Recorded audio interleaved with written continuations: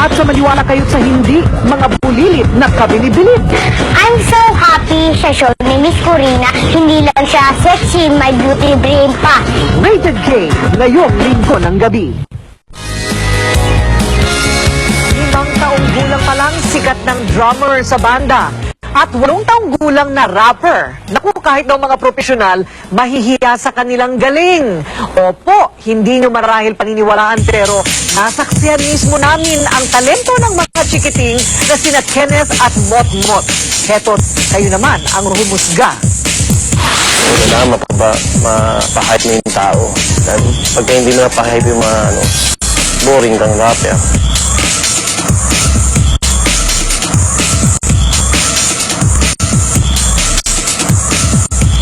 Ako nga pala ang bata si Kiko. Mula iting na flower, St. Antipolo, pinakabata membro ng Dunggalo. Ito na ang pinakalaro para kay Ryan Albert de la Cruz o Little Chicks kung tawagin. Ang pag-rap. Pagkatak ko ay nananabit sa iyong halik. Hindi mga tula o awit pambata ang unang natutunan ni Kicks. 3 taong gulang pa lang siya. Mga rap na talaga ng idolong si Andrew E. ang kanyang binabanatan. Biruin niyo po, 3 years old pa lang po ako, nararap ko na yung kanta ni Andrew po. Nakilala ni Kicks ang idolong si Andrew E. sa birthday party nito. Ang iniidolo, napabilib ni fan. Sa isang bata, para masugin mo kinakanta yung mga kanta ko. Kahanga-hanga yun.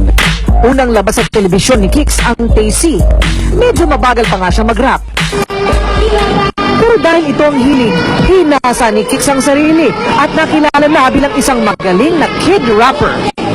Dito sa Rated K, muling nakita sina Andrew E. at Kicks. Kaya sa muling pagtatagpo, isang showdown ang ipinamalas nila. Ito, ipapasa ko ulit ko. Puno ko. Salamat kay Kuya Drew at nagpa-interview siya. Kundi sa show ni Miss Corina. O kayo nandito kami sa studio. Siyempre ako nagra-rap dito, Bakidang. Marami ang nag-rap na bata. But, bihira yung nakakapag-hype ng taong tulad niya sa kanyang edad. Nahuhumaling man sa kanilang libangan, good boy sila pagdating sa pag-aaral. Grade 4 na si Kicks at Kinder 2 naman si Mot-Mot. Mag-rap siya, mag-artista siya. Basta yung sa school niya, hindi pa naibagsak. Si Kicks naman, bukod sa pagrarap, abala ngayon sa papalapit niyang fantasy-serye na Super Ingo. Best friend ni Makisig ang magiging role niya dito. Second screening din niya para sa children's show na Going Bulilit. Hanggang sa mga kaya niya, supportahan ko siya. Next sa Rated K, ako inyo maririnig dahil ang Dunggalo artist ay hindi pa dadai. Kahit na ako ay bata kayo ay mabibili. Ang pangalan Lil Kicks sa inyo ihahatid. I'm so happy sa show ni Miss Corina. Hindi lang siya sexy, may beauty brain pa. Kaya sa channel 2, lagi niyo subaybayan sa bawat palabas sa kapamilya. Number 1, break it down.